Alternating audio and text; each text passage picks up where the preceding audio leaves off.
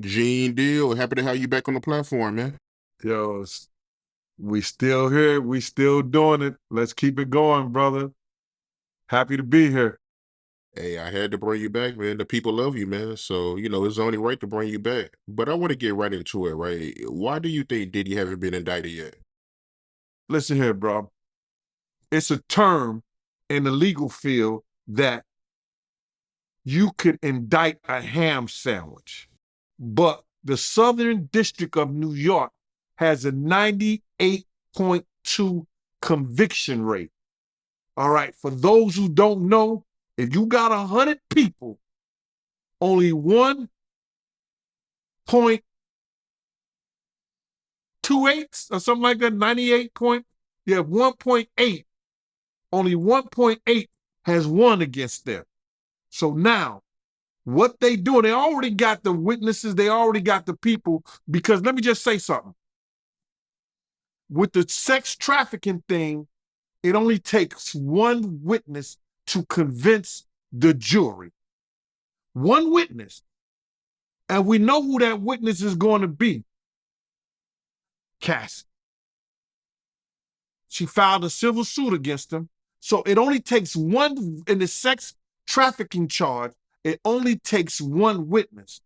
Now we got other people like Jonathan Odie, who was one of the sex workers, that he gave a testimony, or he gave some information to some agents that he was working, doing sexual acts with Cassie, cross states, going back and forth, this, that, and the third. So it only takes one witness. So now, the reason they haven't went after for him, because there's more to get into. It's more to get into. It's not only the sex trafficking, it's the guns, the alleged drugs. And I'm saying alleged because they haven't came out with any formal charges yet. But when they come out with some charges, bro, and you hit it, the Southern District of New York do not play, and people don't play with them. So I don't understand why this stuff ever even got to this point, but it is what it is. It is what it is, bro. The reason they haven't came down and got him yet, they going through his taxes. You hear what he said? They had all the people that he did business with. They're going to go through everything that he did with a fine-tooth comb. And when they set that and they get what they call discovery to his lawyers, he either say, I'm going to take the time, because if he go to court with it, 9 times out of 10, he going to spend the rest of his life behind bars. So the reason they haven't did it at this point, it's a lot of paperwork, bro. They got a lot of people working different angles. They got the drug angle. They got the tax angle. They got the, what else? They say the drugs, the tax, and then they got the guns that were found. They got to do a trace on the guns that they were found in the house. And then if you got 250 cameras, there's a lot of footage that them agents got to go through. So they got a lot of work to do, bro. They got a lot of work. What they took, how many years to indict Keefe D? They took a lot of years to indict Keefe D. And now he's sitting in jail. So they got a lot of work to do, bro. And it ain't gonna happen overnight. So I would think that probably in the next two months or so, you might be looking at something, bro. And you said that Diddy, he got over 250 cameras? He had over 200, they found over 250 cameras in his house, man. Damn. Allegedly. That's what they were saying. So you do believe that Diddy is going to prison? Oh, he going to jail, bro. And yo, and I don't wish jail on nobody, on the for real. I don't wish jail on nobody. You understand? But they already got their star witness. And you only, for one charge, for the sex trafficking, you only need one witness. One witness. That's crazy. I don't believe R. Kelly, you see what they did to R. Kelly? He went to jail for sex trafficking. He was dating those girls. Those girls was living at his house. Those girls was going back and forth with him willfully. How the hell did he get sex trafficking? And Diddy don't. Based on Cassie paperwork. Do you think Diddy would chase some people down with him if he get arrested? Oh, my man. Come on. His daddy was a rat. Hold on, let me just, I know this ain't got nothing to do with, but I'm going to tell his story. It was this gangster, right? He said, when you go there, kill a father and kill his son. And the guy said, his son is only a baby, 4 years old. He said, his father was a rat and he gonna grow up to be a rat too. It ain't no way that he gonna go down, you understand, and not take nobody with him. His father was murdered because he ratted out his team that he was working for. So you think he not gonna rat? Like father, like son, brother. That's what I believe. Wow, man. I didn't know that. So Diddy dad was a rat? My man, I had a conversation with New York Freddie. Omar took me to a meeting because New York Freddie wanted to talk to me. He said, yo, I've been trying to get in touch with Russell Simmons and I've been trying to get in tough touch with Puff because I wanted to tell him the true story about his father. You understand? I said, yeah. And now this is New York Freddie, one of the biggest gangsters in Harlem. Puff father used to work for his team. He was brought in by one of his best friends. So he's telling me the story how Russell Simmons used to work for him.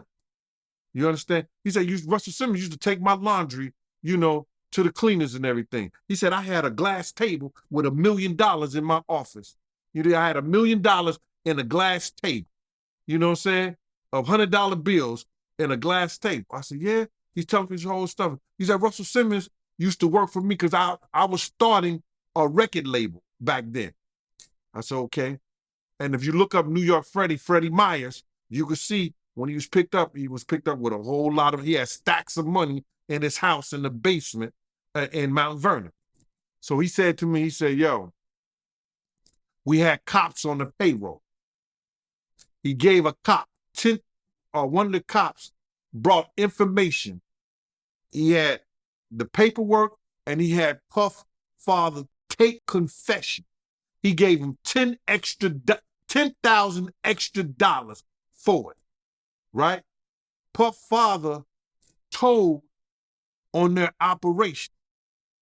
New York Freddie told the guy who brought Puff father into his crew, you gotta handle it. I want it handled.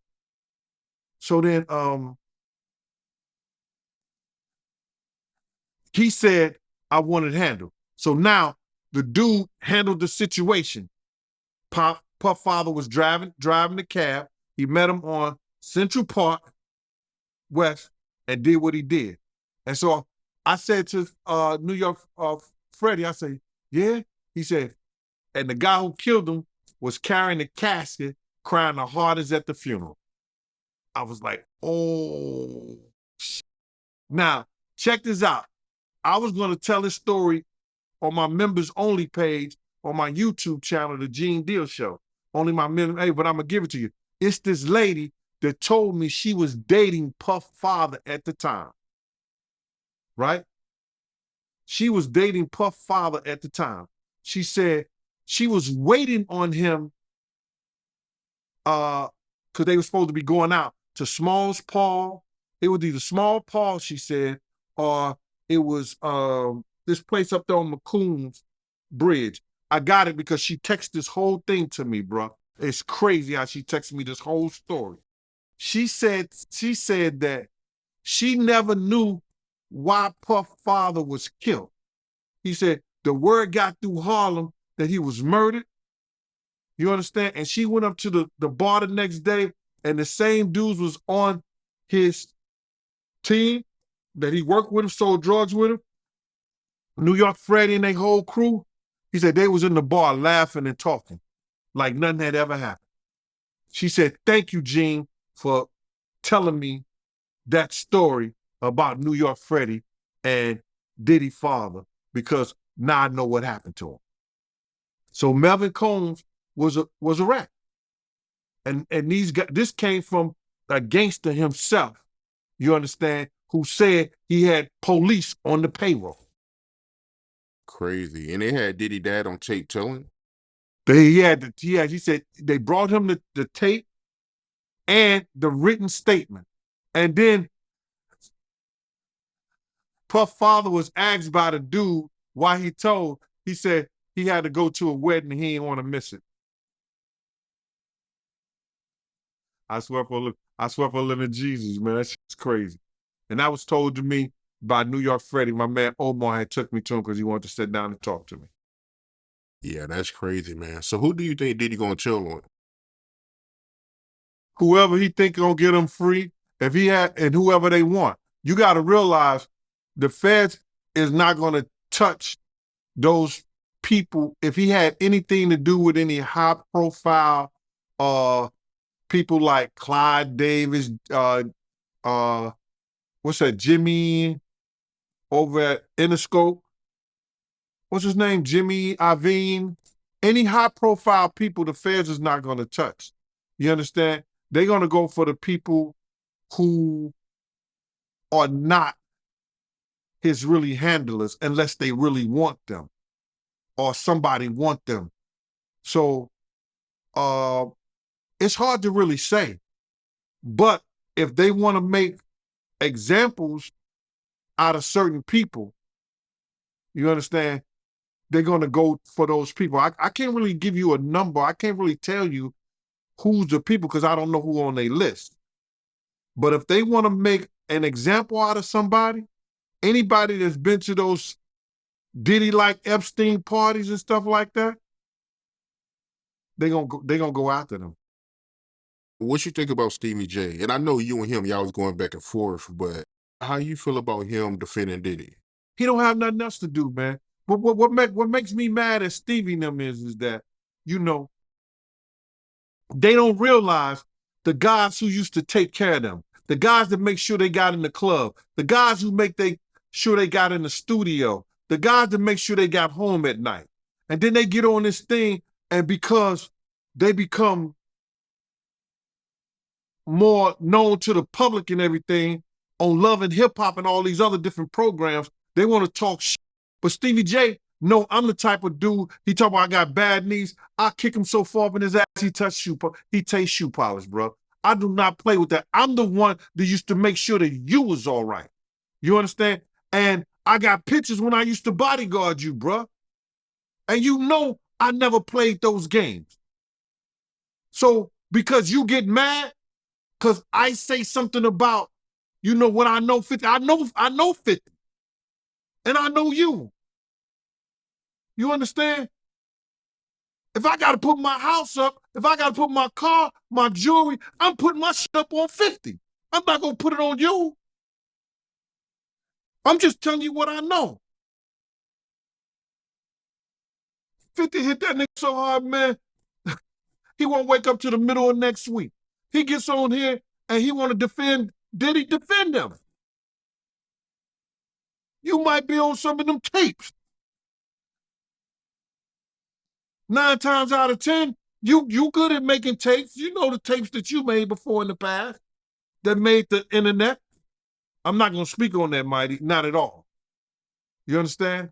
Because it's got a young lady that's doing her thing in it, and she don't need to be spoken on. But, you know, everybody who knows what I'm talking about, they know the tapes that made the internet with Stevie J before. You know what I mean? So for him to come to Puff defense, you don't have nothing. He got to come to his defense. Heard he lost his house, heard he lost this, that, and the third, the whole 9 yards.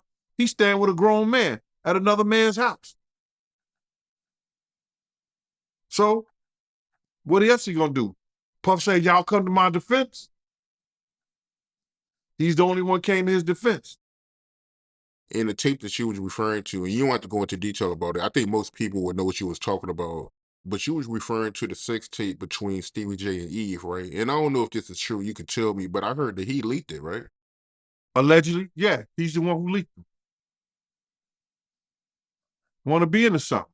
You know what I'm saying? That's how those cats do, bro. They want to be, they sit back, and because this is the new form of entertainment and regular dudes are getting more views than they are, they get mad and they get upset. You understand what I'm saying? They get mad and they get upset because this is the new form of entertainment and a lot of people are blowing them out the water now. And they want to say crazy stuff when in fact, they wouldn't breathe hard if you was in the room with them. Yeah, that's real talk. And I was checking out one of your lives, and you made a comment saying that, Diddy, his ship is sinking fast because the only person that's coming out to defend him is Stevie J. Well, Diddy did a post and he said, speak now or forever hold your peace. And he sent the message to everybody that he did business with or everybody that was around him. Y'all talk, y'all speak on me. Y'all let everybody know what y'all know about me or whatever, this, that, and the third. And if they talking negative, straighten them out based on our relationship. So he put that message out there. So now people are saying, nah, bro. Like Ray J. Ray J say, yo, people want to know what it is. Because if the federal government is asking questions about you having some pedophilia or having sex with little boys underage, why would I want to be connected to that? Why are they even asking that type of question about you?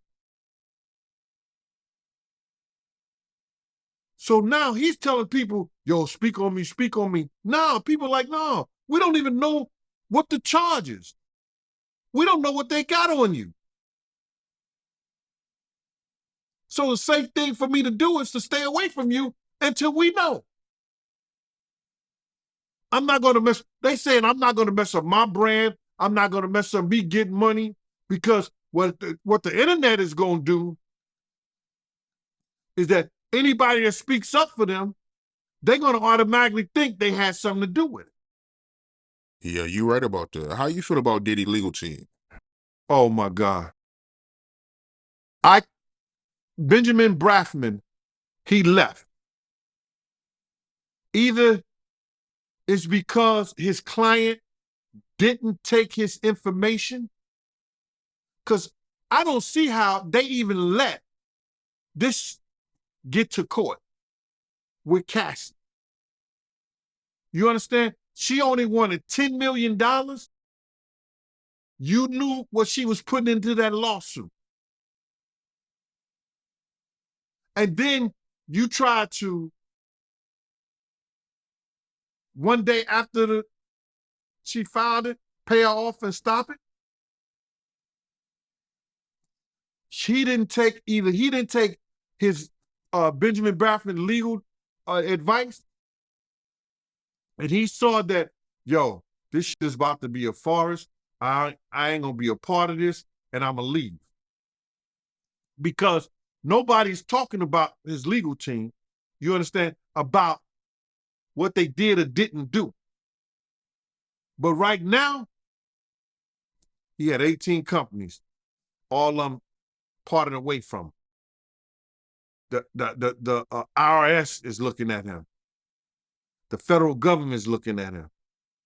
Now they trying to go into court and say because his company wasn't existed at that time of some of the alleged rapes, that what we're going to do is we want them to take the companies out of the lawsuit. But check this out, bro. Do you ever think of this? Why did Diddy put everything in his mom and his son's name?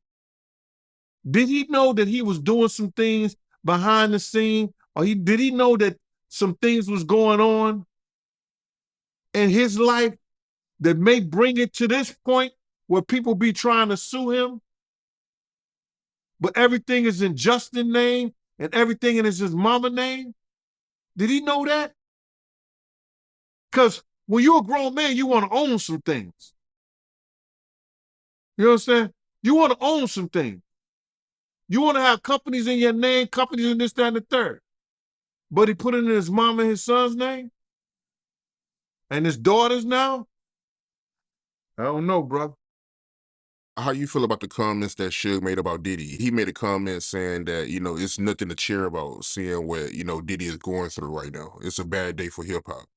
Well, I think Suge was being admirable to and he didn't say Puff was an enemy or anything like that, but I think he was being admirable because he knows Puff is a father, Puff is a businessman, and Puff is a black man. I think he was very admirable, and he was being somewhat forgiving. But like I told you, I heard Puff say, I don't give a F if Pac gotta die. I don't give a F if Big gotta die. And Suge Knight can go to jail. And I said this before. That could have been some self-fulfilling prophecy he had. I don't know. Or it could have been something that he heard from the handlers or the people above him. I don't know. But I do know it came out of his mouth. You understand what I'm saying?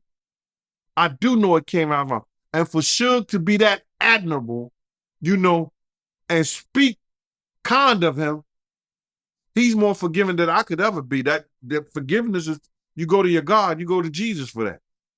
You understand? And I'm not saying Puff put him in jail or had anything to do with him going to jail or anything like that. But the atmosphere that both of them created at that time may have caused both of their demise today. So I don't have too much to say about it, but I think I said enough. But what do you personally think Diddy meant by that when he made them comments about Big and Pac? Well, I knew he was mad and upset because he just had ran from Pac and Suge and from Soul Train. So I know it was out of anger because he kept on saying, I'm tired of this shit. I'm tired of this shit. You understand? I'm tired of living my life like this. You understand what I'm saying? So I know it was out of frustration. It was out of anger. So I was at a shock because when he walked up the steps after he said it, my man looked at me and he said, yo, he said Big. He didn't say nothing about Pac. He didn't say nothing about Suge. He said, yo, that nigga said Big. And I was like, you're right. He did say Big. It was crazy. It was crazy that you would wish death on your friend, on somebody who you say that you had a personal relationship with, no matter what. I don't understand why he did that, and I would love to hear his explanation on that myself. Yeah, I like to know what he meant too. But you seen that clip of Christopher Williams? He finally addressed Jaguar Wright claims, her saying that he gave Diddy fellatio for a demo deal. He called her a crackhead. Well, before we start that, I want to talk about my book. I'm gonna answer your question, but my book is my second book is Life After Death When Bodyguard and a Hip Hop Star by me, Gene Deal. This book right here, I've had some reviews on it and people are telling me it's better than the first one.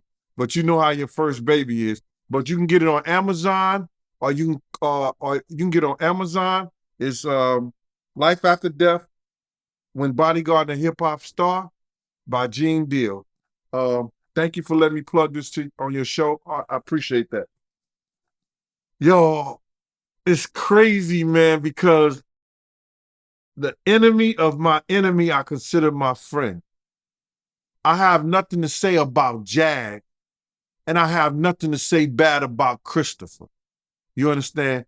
But I know of Christopher Williams, and I know of Jaguar Wright. I met them both and everything like that. So you know what I'm saying? Been around both of them. Jag was way back in the 90s. You understand? Christopher was in the early 2000s and things like that. 90s and early 2000s. You know what I'm saying? But Christopher Williams is a gangster. So when I first heard the story that Jag said one of her friends told her, the lady who was a lawyer who was working in Puff's office, and he did that, I didn't believe it because I knew Christopher Williams, who he was in the street. I don't put nothing past none of these industry dudes, but I knew who Christopher Williams was in the street. Gun toting, drugs, you know, the whole thing. Everybody knew, and he even said it himself publicly. So when everybody's saying I'm running my mouth on Mac, he already said this stuff before. Everybody know who Christopher Williams was, who was around there at the time. He did not play, especially with the honeys. You understand? I had a situation with him myself in a club. So when I heard Jag say that, I knew that knowing the behavior of somebody walking in on somebody, unless you a certain type of person, you're going to sit there and watch and like, oh, y'all doing that, or you're going to get a quick glance and see somebody, and then you're going to walk out and leave. Now, I knew a dude who worked for Puff in his marketing department that he favors Christopher Williams. I'm not saying he was the one that the lady saw, but I am saying that I didn't believe personally it was Christopher Williams. And if it was anybody, it was somebody that had assets and was up there like that. You know what I'm saying? So I had my mixed emotions about it. Yeah, he also said when he was addressing Jaguar Wright, he also said that he'll smack Diddy. And what you think about that? Well, it'll be a good fight. I know that for a fact. You know what I'm saying? It'll be something that you would want to see. And he probably would.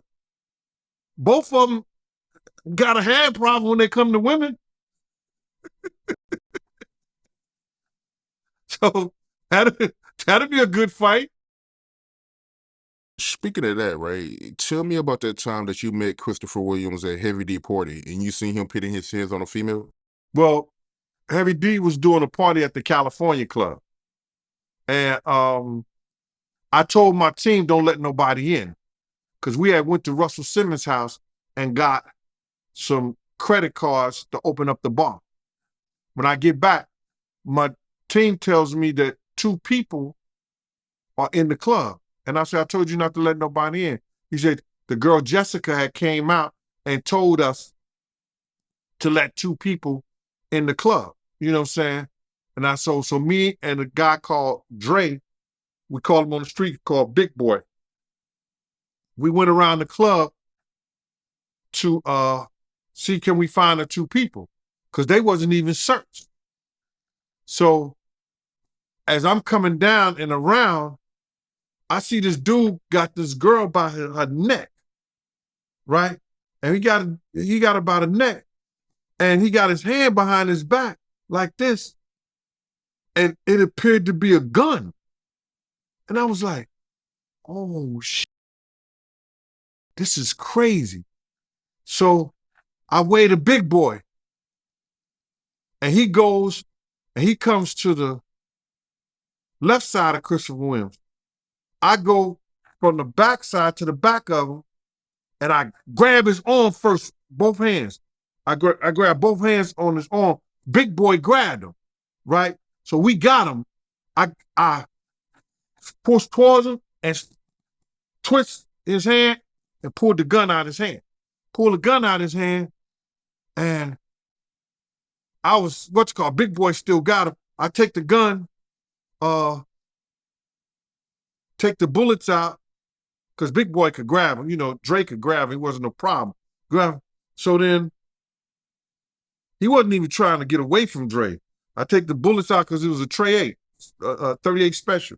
Take the bullets out, put it in my hand, put the gun in my pocket. We grab him up. We picks him up now and takes him out the club. We take him out the club all the way across the street. It was on 44th Street. So we put him down, and he just looked. He didn't open his mouth or say nothing. And I'm talking to him the whole time. Yo, my man, what's wrong? Why you doing that? What's going on with you, bruh? He ain't say nothing, man. He said, yo, she be bugging. She be having me bugging. That's all he was saying. Yo, she had me bugging. She had me bugging. And I was like, oh, this is crazy. So we set him down. And then when we set him down, he walked about 5 or 6 feet away from us. He just turned around. He said, yo, can I have my gun back? I gave him his gun back, and he walked down the block. And then later on that night when we closed the door, because we worked the line outside. So after we closed the door, about an hour or two later, I seen him up in the club still. And somebody let him back in the club. Like, oh, shit. But somebody said, that was his girlfriend at the time, Halle Berry. So they said it was her. Whoa. So Halle Berry is the one he was choking. Yep. And you didn't get to see her face? Well, I saw her face and everything. But, it was dark in the club. So from what you've seen, right, do you think it was her? It was somebody who looked like Halle Berry to me. But you got to realize there's pictures of him and her at that birthday party. But he was a player. He could have had 2 women at the party. Chris was that type of dude. And you said that he was hard on females, huh? From what I heard in the street, yeah. But like he said, he'd been hard on Diddy too. He said he'd have been his Maytag. You know what that was, right? No, I don't know what that is. He said, if we was in prison, he'll be my Maytag. He'll be washing his drawers. Maytag washing machine. Christopher Williams, I don't know the problems he may have had with the law. I don't know the problems he had, because Jag was saying a lot of things. He was stealing, he was doing this like that. But in the street, he was always known as being a gangster. So, all that other stuff, I don't know about, bro, as far as, saying that he's on his knees with Diddy. Now, I don't believe that at all. Not at all. But what was his issue with Diddy for him to say that he'll smack him, though? Because Diddy wasn't, who y'all see Puff as being, we didn't see Puff like that. Puff didn't start acting like that and doing that shit until he went to Hollywood. You understand what I'm saying? We know him at Uptown Records, at Bad Boy, you know what I'm saying? Before this Diddy and his brother Love, and then his Love shit. When he started doing some other things to make his money. But he wasn't like the person that y'all know him to be from back in the day. So Christopher was around Uptown Records, and he was Christopher's son him at all. I see. And you made a comment saying that he could have went to the next level if he wanted to? But you could tell that. Christopher Williams, bro, listen here. Christopher Williams could act. He could sing. You understand? He was one of them light-skinned, pretty-ass niggas. Remember what Wesley Snipes said when he stabbed him with the knife on New Jack City? I ain't like your pretty mama, no way. You understand? He wasn't the dude that was going through those doors. Had Christopher Williams went through those doors, he would have been as big as Luther Vandross. And when you say doors, what do you mean by that exactly? Like some of the artists in the speaker, there's certain doors that they go through that they accept the lifestyle that goes against your manhood, that goes against your principle, that it will have you looking funny in the mirror at yourself. And when they go through those doors and they make those changes, like Lil Nas X and people like that, They become megastars without the talent. Christopher Williams had the talent. But because he refused to go through those doors, he don't make it. Damn, and he was a real good singer too, man. Unfortunate, man. But tell me about the time that a shooting happened at Heavy D party. Oh, we was at another party for Heavy D. I think I can't remember the club. It was I forgot the name of the club, bro. But it was Heavy D's birthday party. We was doing another birthday party for Heavy D. And this guy named Ali, I remember. Ali, hood, gangster from New York. And he got into with some dudes. I guess they was from Florida. They was talking stuff like that. And somebody hit Ali in the head with a bottle and stuff like that. And I was like, yo, man, we got to get away from here because Ali coming back. Dude is coming back. You know what I'm saying? And Wolf was like, nah, this is a great spot right here, man. We good. Look, everybody got to walk through this. I said, yo, all right, man. We need to move away from here. And then Wolf's like, nah, y'all can move if y'all want to, but I'm staying right here. Pope said, yo, Wolf said, we good. We staying right here. I said, yeah, okay. All right. It wasn't even 5 minutes later. Dude came back, pop, pop, pop, pop, pop, pop, start shooting up at the party. You know what I'm saying? I think the place was Anastasia or something like that. And so then I go to protect. I grab Puff, like Puff was on the side of me. I grab him like this, but this motherfucker grabbed me from the back like this around my waist. And I couldn't get my weapon to return fire, nothing, because he was holding me. And then when he held me, he pulled me back. And when he pulled me back, I think somebody grabbed and got the dudes them off of us or whatever like that. And then it was just pandemonium. But I couldn't believe that shit. Another time we was that same night, we left there going to Luke's party.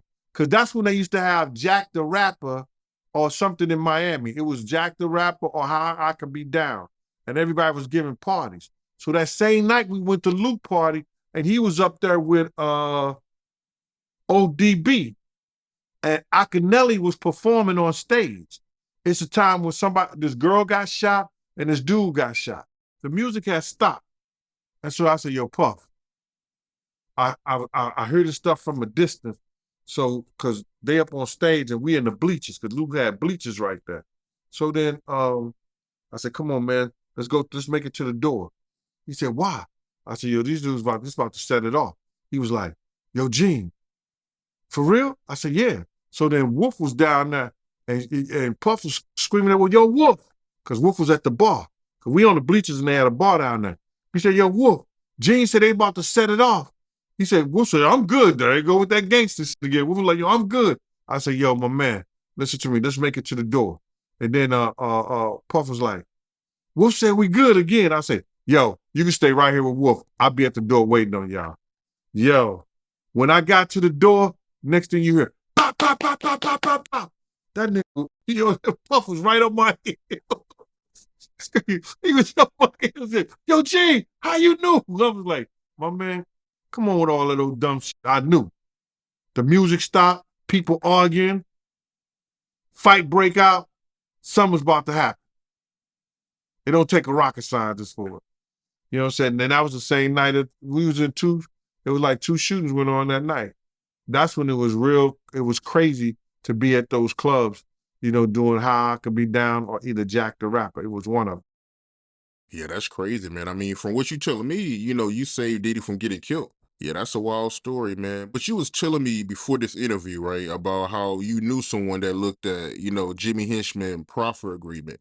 And they told you that Jimmy Henchman, he could have walked away if he told on Diddy. Can you go into detail about that? Well, what happened is that they had 9 different sections with Jimmy Henchman regarding his profer agreement. So that means the feds went in there 9 different times to talk to him. And in those sessions, they asked him, what do you know about Sean Puffy Combs or Sean Diddy Combs?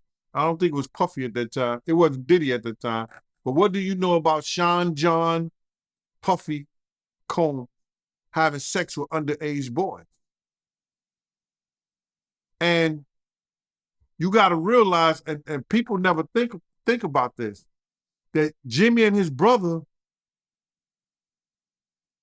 I think they had the same charges. But his brother walked away from that, and Jimmy gets life without the possibility of parole, I think. Which is crazy.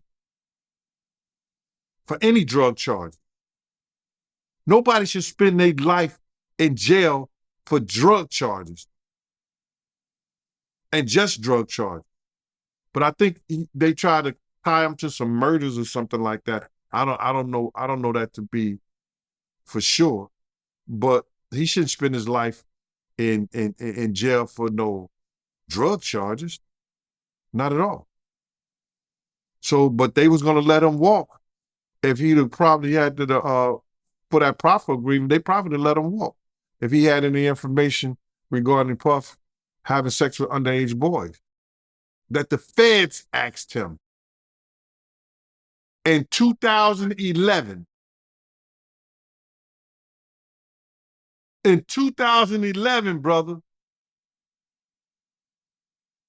So what did the feds know? Because the feds not coming there unless somebody made a report or somebody made some allegations against Puff in 2011 to ask a friend of his, Jimmy Henchman, what do you know about that?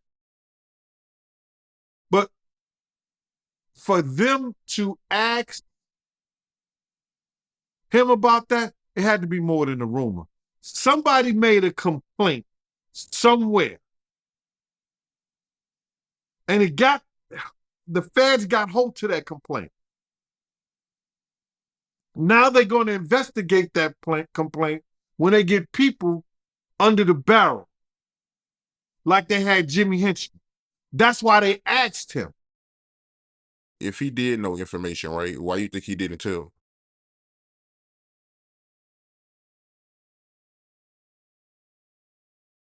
Then they would ask, how do you know? And then it comes into play, whereas that if you know of anybody that's endangering the welfare of a child, and you see that, and you don't report it, you're just as guilty as the person who does it. Yeah, I see. I mean, it makes sense. I mean, so, I get it. But I gotta ask you this, right? I want to get your take on this. TMZ, they came out with a documentary, and Aubrey O'Day, she made a comment that, caught my attention that I want to get your take on. She said that Diddy, he only gave back Bad Boy artists back their publishing because he wanted to solace them. How you feel about that? Well, you got to realize is that Cassie put her lawsuit in way back then, 6 months prior to all this stuff that we knew about. They went to sit down with their lawyers and everything like that. So now he used that as a ploy. Okay, I'm gonna give y'all publishing back, but y'all gotta sign this NDA, non-disclosure. Y'all can't talk about nothing about Bad Boy. Y'all can't talk about me. Y'all can't talk about nothing I did or Janice Combs Publishing, was it Justin Publishing or whatever he got his company's name in, or Sony, Universal, none of that. He did that for a reason. He did that to shut them up. But then he went on this whole hiatus that, okay, I'm doing this to give back because this is the right thing to do. No, you did that because you didn't want those people to come out on you. And now, if they do, you take that publishing back that you gave them, which was, okay, they say it's worth something. It's worth something, but it ain't worth what it used to be. Yeah, she also said in this documentary that, some people are worried that, if Diddy, if he make it through this, he might retaliate and do something to him. I don't I don't care about that. I don't think about that. And I'm never afraid of no man. You understand? And if she said that that's her own opinion, what I do know is this, is that he will never be what he was back when Big was alive and when Mace and them and they did that whole Bad Boy for Life tour. He would never be that individual known like that again. And that's fine with me. I don't care if he ever do a day in jail. You understand? That's not for me. But I know for a fact he will never, ever be what he once was based on what we know about him now. And I'm fine with that. I mean, for you, you've been speaking on Diddy since the early 2000s. So, I mean, if he was going to do something to you, he would have been did it. So, I'm sure he ain't going to do nothing to you. So, Well, I wouldn't say that. I wouldn't say that. But my head is always on the swivel. You understand? Every time I step my foot out of my house, I don't take nothing for granted. I don't judge a man by his size. I never have. I never will. I don't judge a man by the color of his skin. You understand? I judge a man by his character and how he come at me, no matter what size he is. So me is different because people look at me as being the catalyst of giving people the courage to come out and speak on it. And that's more dangerous than somebody speaking on it. how you feel about the people that say that you should be going to prison for allowing Diddy to do the things that he was doing?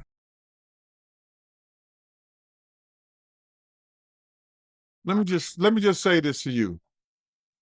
It's not one victim in the complaint. And I've been on Order Dialogue. I got over 10 interviews on Order Dialogue probably. I probably got over 10 interviews with you, Mike. More than that, actually. All right. But it's not one individual that ever came and said, this guy I seen on YouTube was the one who held the door. This guy I seen on YouTube is the one who helped Puff do anything. Like Suge Knight said, and thank you for that, Suge. Suge Knight said, this was not the Puffy we know back then. All this came when he started moving out to California, when he moved out to California and started dealing with certain people, getting record deals, 10 million here. Yo, he got a record deal for $10 million and flopped and came back and got another record deal and didn't turn in an album for $10 million and it flopped. Why? Why? That's the nature of what he was doing because he was willing to go through those doors that people like Christopher Williams wasn't going through. Everybody heard the stories. Everybody just ain't willing to talk about it. And if it ain't, that's their choice. But for these people who sit up there and run their mouth and talk about what I should do or I should go to jail, they just making that stuff up for content because they don't have no stories. They didn't live the life I didn't live. They wasn't there. They wasn't around. People didn't come to them and ask them to do certain things. You understand what I'm saying? So they mad. They upset that the Art of Dialogue didn't made Fox. The Art of Dialogue didn't made TMZ. The Art of Dialogue didn't made what was that? What was that other news program? Nightline. All these different things. They upset. No, get your content up. So it don't matter. I'm good. Name when I ever said I saw him do something. I told you I went to the hospital. Yeah, I see Kim faces bruised. You understand? She in the hospital with her man. He about to he bleeding was it profusely, profusely. He bleeding crazy from his wrist with a t-shirt wrapped around it because she took a corkscrew and said, "Yo, you hit me again." I wasn't there. I was told to go to the hospital to bodyguard him. You understand what I'm saying? I told people when him and Kim was in the room, he doing that play fight and shit like that, and she come out, I'm like, "Yo, you all right?" She said, "I'm good." And she'll stay out there, out the room for a little while, then she'll go back in. But I'm never going to see him or nobody else. I ain't never been that type of dude. You're not going to abuse no kids around me. You're not going to abuse no women around me. And that's point blank. So they can say what they want to say, bro. You know what it is? It gives them content to talk about, to make up shit. Well, if this happened, if that happened. If ands and buts with candies and nuts, Christmas would be every day. But it's not, brother. You know what I mean? Yeah, that's real talk. Great response too, by the way. Tell me about the time that you took 2 females to Mike Tyson. You want to know that story?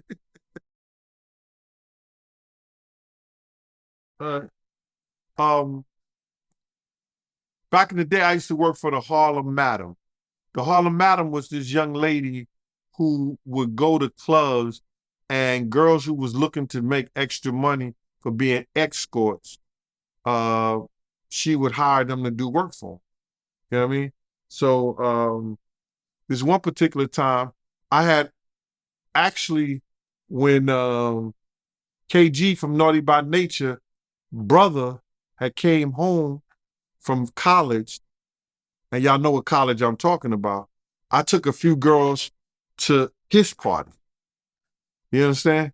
So the same woman that I worked for, she had to take, 2 girls had to go to Mike Tyson on 57th Street. Mike Tyson had a condominium down, I think it was 57th Street.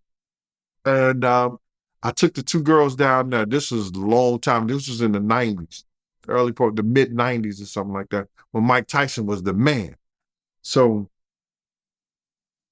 I wanted them to, you know, I had this Tyson shirt in my truck and I wanted them to sign it, but I was like, yo, that shit wouldn't be professional or nothing like that.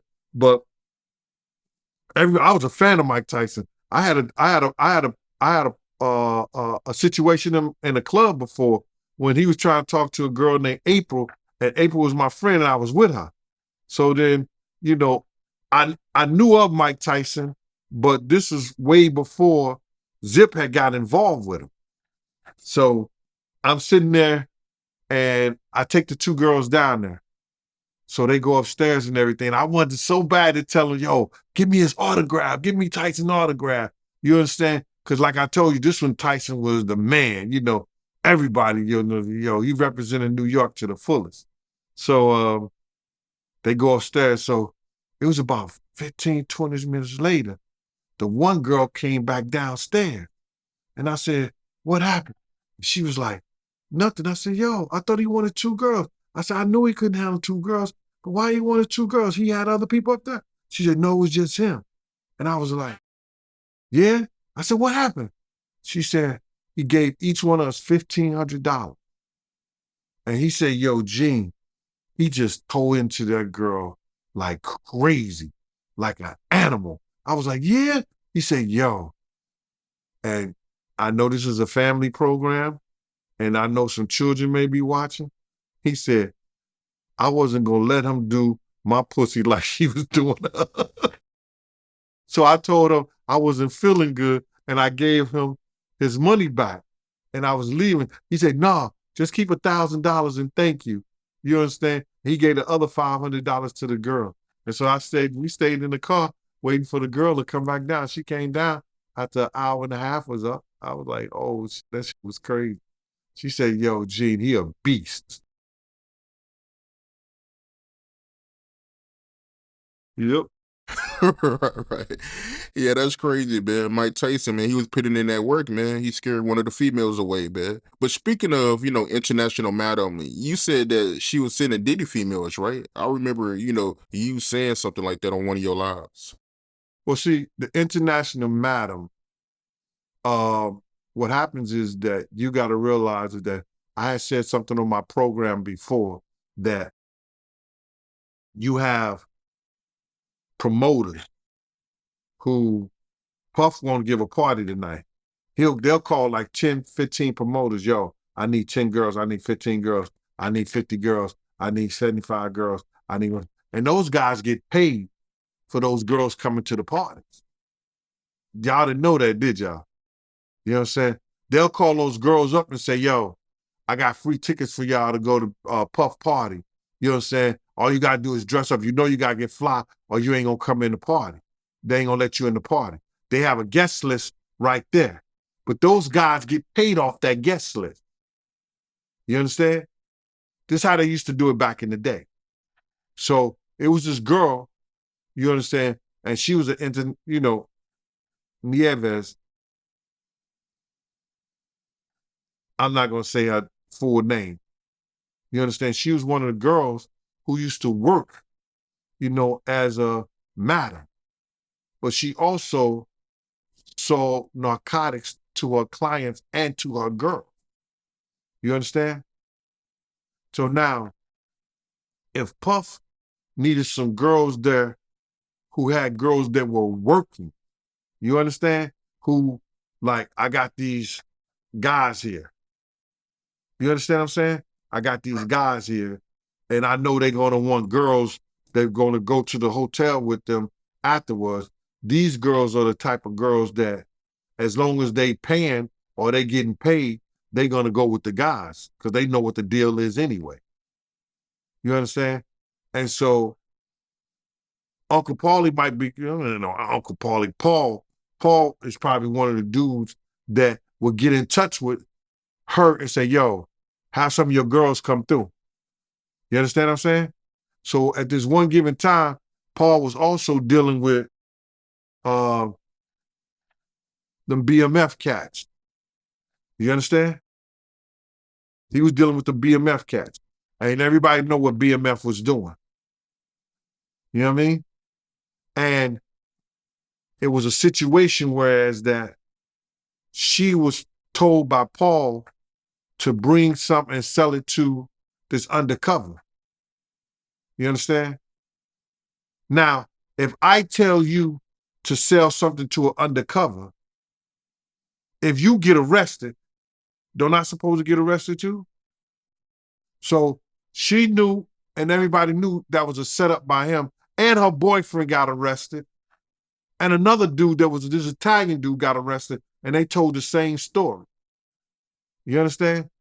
So it was somebody from Bad Boy Security, Paul, who they were dealing with on that level with before, that set them up with a undercover, and that's why they went to jail and did fair time and was deported out the country. And that's where Diddy would get all his drugs and escorts from. Well, her clients. And if they came through Bad Boy, they was her clients. So she was supplying them with her client. They were her clients. But if she's told to come to a Bad Boy party because they got certain people that they want to get, you know what I'm saying, they want to have sex with them or make sure they're good and stuff like that, that don't mean that they want drugs and nothing like that. They just want some company. So now if her girls don't need that stuff, she supplies her own girls with it. You've been on my platform a lot, and you never told this story before, and you did security when this situation happened. But tell me about the city college stampede that took place where 9 people died. Because I know you blame Diddy for that situation.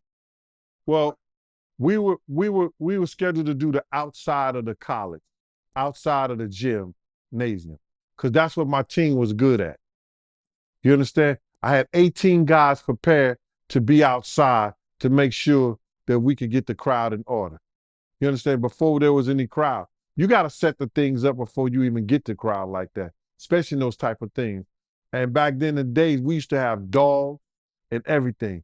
I would have a guy with 2 dogs walking the street, making sure people go down the lane, you know what I'm saying, and don't bum rush the doors. You know, people ain't bum rushing the doors when you got dogs out there. You know what I mean? So, and it's crazy that we had to do parties like that, but that was one of our security things that we did. So now, Puff called me and said, yo, Gene, we only need 8 guys. I said, 8 guys? Ain't no way you're gonna do the Shooter College with 8 guys. He said, no, Heavy D, because him and Heavy D was doing a party together. He was like, yo, Heavy D want the FOIs to do the outside. I said, the FOIs? He said, yeah. So I said, yo, fuck it, I ain't gonna do it. You know, and then my man, who's my partner, Slick, said, yo, man, we're gonna go ahead and do it, man. And we just gonna get a couple of bottles, just gonna chill, and you know, we just go outside. We do the downstairs. So Puff told me that, you know, he just wanted us to do inside the gym to make sure that nobody, you know, be over the celebrities like that. That's what he wanted my team to do. But most of the celebrities gonna have their own security anyway. You know what I'm saying? That was just a way to cut our security off anyway. So he cut the security and he got the FOIs, and the FOIs left their post, and that's how the people bum rushed the door, and 9 people died by going down those corridors. And you blame Diddy for that? Yeah, I do. It's his fault. But it's Jessica's fault for shutting the door. Because had she not shut the door, people would have just walked in the gym. And you'd have had a gym full of people. You understand what I'm saying? Nobody would have probably died. It's her fault and it's his fault. So you really think it's Diddy's fault? Why you believe that? Because you don't cut security to save $1. You don't cut security when security is the most important thing that you gotta have at these places. And that's what he did. He didn't listen. He didn't listen. And I even told him, I said, yo, if the FOIs don't get a barricade away from this door, people gonna die tonight. I told that to him. And what happened? 9 people died that night. What was his reaction to the 9 people dying? I didn't talk to him for a while. He used to come around with us with the same gang, and he just say, yo, he just speak to Gene. He like, yo, what up, Gene? I'll be like, yo, what up? I didn't speak to him until after that Suge Knight stuff that they had with Jake in Atlanta. That's when I started back really speaking to him. Wow, because you felt the type of way about what he did? Nah, come on, bro. 9 kids died, bro. I was pumping the chest of one little boy when my man was crying, talking about, yo, this is my first time him being out. This is the first time him being out, bro. My mama gonna kill me. I'm pumping on the chest of a little 17-year-old boy. How would you feel? Yeah, man, that's sad. I didn't know that, man. You was pumping the chest of one little... Yeah, that's heartbreaking, bro. I was checking out a live that you did, right? And someone made a comment to you telling you that, you know, Diddy hates you. And you replied Right. back and said that how can Diddy hate someone that stopped him from getting killed on more than one occasion? Can you go more into detail about that? How could he? How could he? How could he hate me when we've been in some situations that I care not speak about? Some of them that made the public eye, especially the Biggie situation when I told our driver to run the light. The FBI and everybody knows if we hadn't stopped at that light, it probably would have been Puff shot at. Because the people who came to kill Puff actually killed Big instead. So how could he be mad at me? The FBI told him that. For all these brainiacs and all these people want to act like they know what they talking about, act like they, all of a sudden, this what kills me. They ain't went to school nowhere. They ain't worked nowhere. They ain't never did nothing in their life but come to YouTube and now they seem to know everything. People that went to school, study forensics, study behavior science, did police training, come and they say this, and through their investigations, this is what they got. They come and tell a man, yo, that hit was for you. We know Big, people was trying to kill Big too, but that particular hit was for you. They tell Puff that. You understand what I'm saying? So now you got these guys that come on this internet, they make up all kinds of bull crap when people that are professionals that's been out there, that's done the work, that's there, talk about it and say it, and said this way back then when it happened, over 20-something years ago. And they tell him that, they sit down and tell him, yo, why did y'all run the light? Well, my security told us to run the next 3 lights. Well, your security saved your life because that hit was for you. They got the paperwork. See, they trying to make it seem like they don't know what's going on. You understand what I'm saying? They try to make it seem like that they don't know who did the shooting, tried to kill Puff and the whole 9 yards. They know. And they got paperwork on it. The LAPD knows.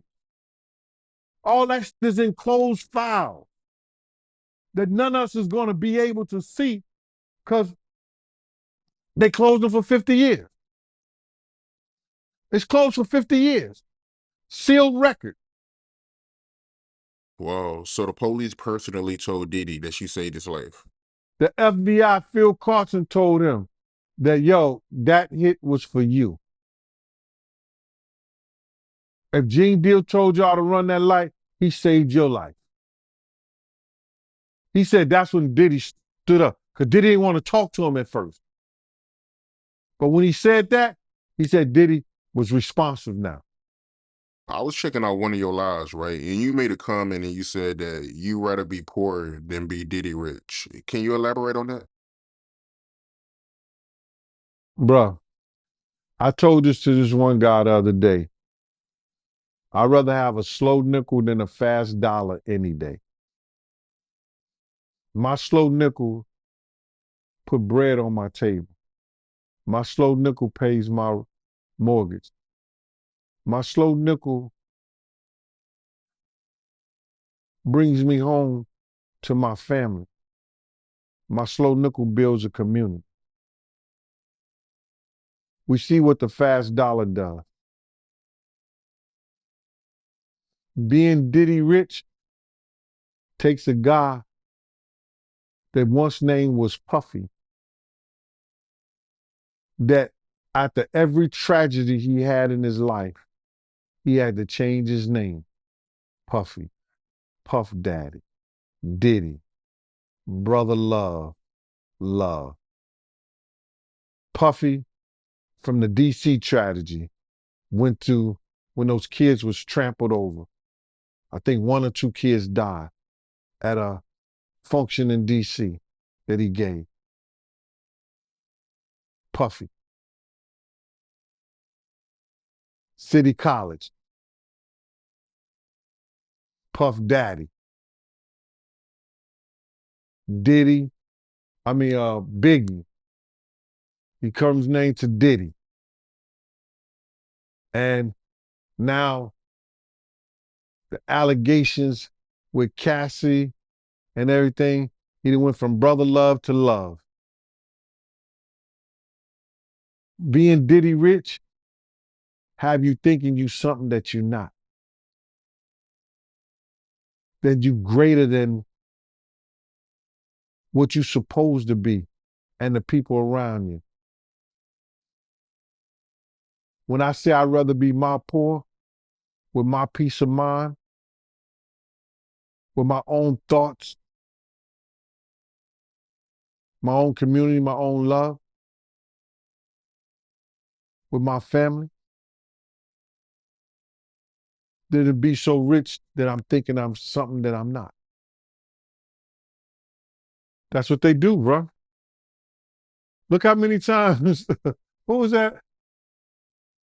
You ever go to a club, it's a big shootout, and it was the Mirage, and then you come back 2 weeks later, now it's the Zone. They changed their name after every shootout. That's what happens. G-Dub, he did an interview with me, and it was a good interview. And he did another interview where he made a comment that went viral, and I know you felt the type of way about that. He made a comment saying that he want to link up with Diddy and make some music, and I know that had you feeling the type of way. Well, when I looked at that, and it couldn't have been that he was institutionalized that long that he didn't know what had been going on. And maybe he just so caught up and so self-absorbed for being out that he don't realize that that wasn't a good statement for him to make, not knowing the situation. But I just think that either somebody didn't school him or let him know what was really the deal and what was really going on, or G-Dep really lost his motherfucking mind. Because there's no way that you gonna come out and do music with somebody that nobody wants to do music with, that nobody wants to be around. You got plenty other people that probably would have gave you a shot before you made that statement. Probably would have gave you a shot, at least a single deal, and see what you had to offer. Because G-Dep probably had a lot to offer. But don't kill yourself before you get started, especially dealing with stuff that's poison like that. It's no way. Gotta ask you, why do you think any of Diddy other bodyguards haven't came forward to speak on Diddy? Well, the people that I know that was in law enforcement, they're not going to do it. They should have been retired by now. And then some people just still work. If if you still work and you gotta have it or you need it, you don't speak on to nobody until you don't need it or you don't want it. I can't say why they didn't. It's a choice. Right. How you feel about Diddy being active on social media? I started this conversation off with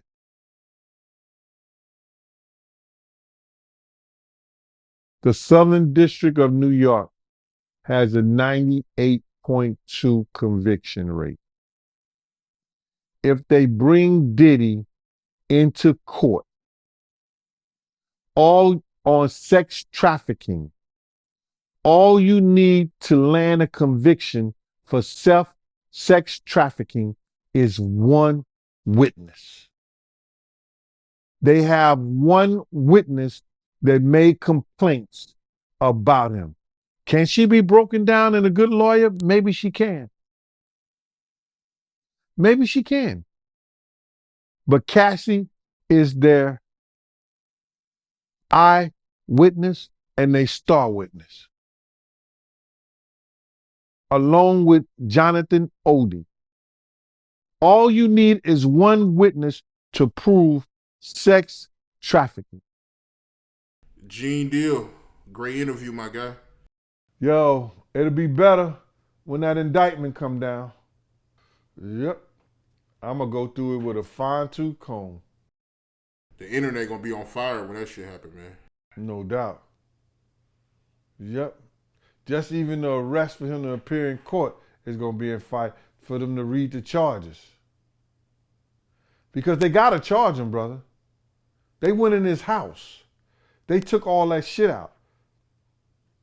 They have to charge him. If not, that's a multi-million-dollar lawsuit against the federal government.